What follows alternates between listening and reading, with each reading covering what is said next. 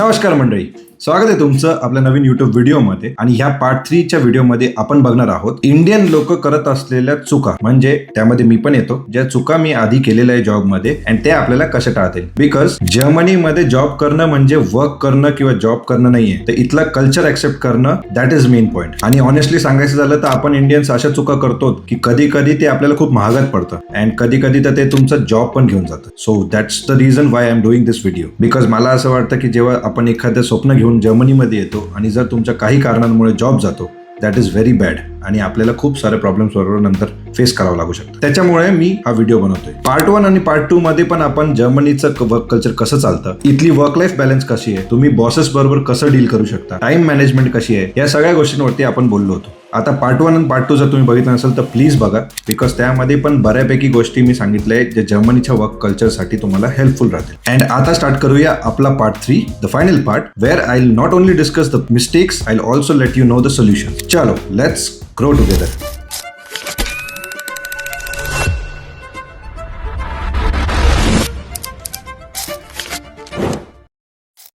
So mistake number 1, Indian attitude घेऊन आपण इथे जर्मनीमध्ये काम नाही करू शकत. त्याचं बेसिक रिझन आहे, जर्मनीमध्ये काम म्हणजे 100% क्वालिटी प्लस 100% ॲक्युरेसी, म्हणजे एकदम परफेक्ट. आता खरं सांगायचं तर आपल्या इंडियामध्ये जसं आपण करतो ना, मी सुद्धा केलेल्या गोष्टी आहे की करून घेईल, बघून घेईल, या सगळ्या गोष्टी इथे चालत नाही. त्यानंतर सगळ्यात अवघड म्हणजे शॉर्टकट कुठलाही इथे चालत नाही. जर एक प्रोसेस किंवा एक गोष्ट तुम्हाला करायला 4 स्टेप्स आहेत किंवा 5 स्टेप्स आहेत, then you have to follow all 5 steps. You cannot skip 1 or 2 steps and then directly go to the result.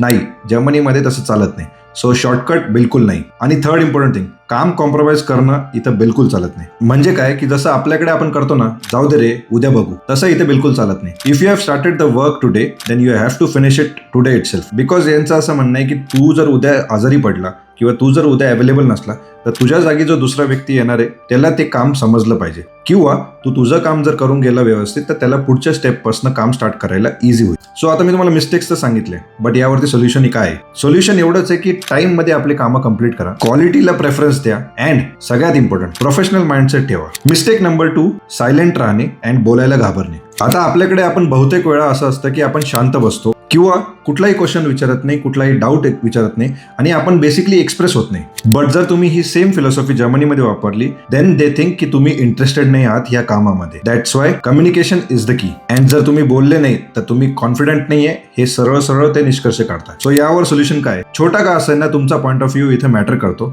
त्याच्यामुळे बोला. तुम्ही मीटिंगमध्ये जर तुमचा पॉईंट ऑफ व्ह्यू मांडला then they will not think की तुम्ही चुकीचं बोलताय. So if you have a valid point then please speak up. त्याच्यानंतर जर तुम्हाला कुठला डाऊट असेल तर तुम्ही अपफ्रंट विचारा.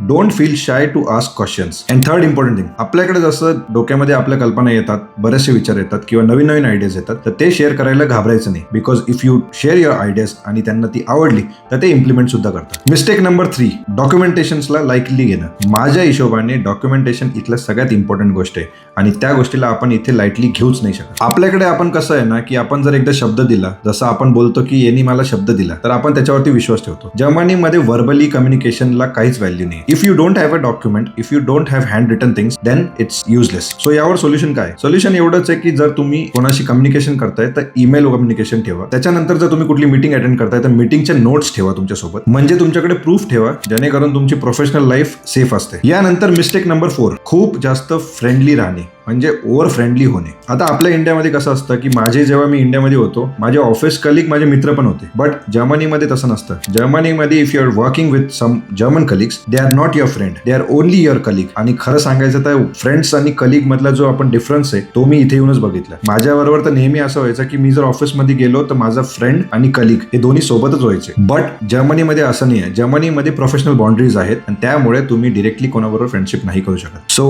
What you should not do is over friendly बिलकुल होऊ नका. आणि जर्मनीमध्ये आल्यानंतर बॉसला जरी तो आपला टीम मेंबर सारखा तुम्हाला बिहेव करत असेल तुमच्याबरोबर, तरी त्याला भावा भाऊ असं ट्रीट नका करू. इथे ते चालत नाही. सो यावर सोल्युशन काय? फ्रेंडली राहा पण प्रोफेशनल राहा. And second thing, respect plus distance maintain करा. Mistake number 5 which I think is the most important mistake we all Indians do, आणि ही मी पण केली आहे. जर्मन लँग्वेजला सिरियसली न घेणे, म्हणजे जर्मन लँग्वेजला इग्नोर करणे. आता तुम्ही बऱ्यापैकी लोकांकडून ऐकलं असेल की जर्मनीमध्ये इंग्लिश चालतं. हो, ते खरं आहे. इंग्लिश वरती जॉब लागू शकतो तुम्हाला. बट जेव्हा तुम्ही इंग्लिशच बोलता and you don't know German, तर जेव्हा तुम्ही कंपनीमध्ये जातात तुम्हाला मीटिंग अटेंड करावं लागतं. तुमच्या कलिग्स बरोबर तुम्ही डिनर्स इव्हेंट्स अटेंड करतात. तुमच्या कलिग्स बरोबर तुम्ही गप्पा मारतात. तेव्हा तुम्हाला जर्मन लँग्वेज आली नाही, so you feel left out. आणि हीच गोष्ट जर तुम्ही ऑपोजिटली बघितली, जर तुम्हाला जर्मन येत असेल अप टू B1 किंवा B2 लेवल पर्यंत, then you can speak up in the meetings, you can attend events. तुमच्या कलिग्स बरोबर ज्या त्यांच्या रेग्युलर गप्पा चालतात त्यांच्याबरोबर तुम्ही बोलू शकता. So you feel friendly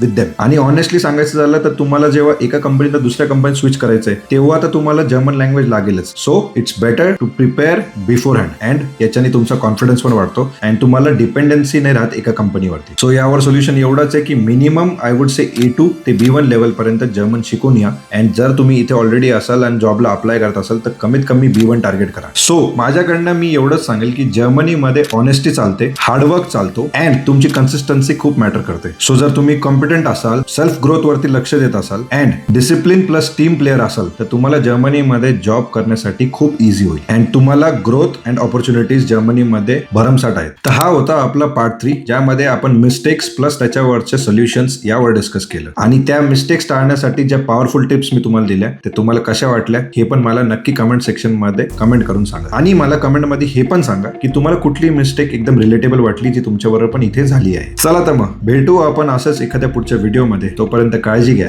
and Jai Maharashtra.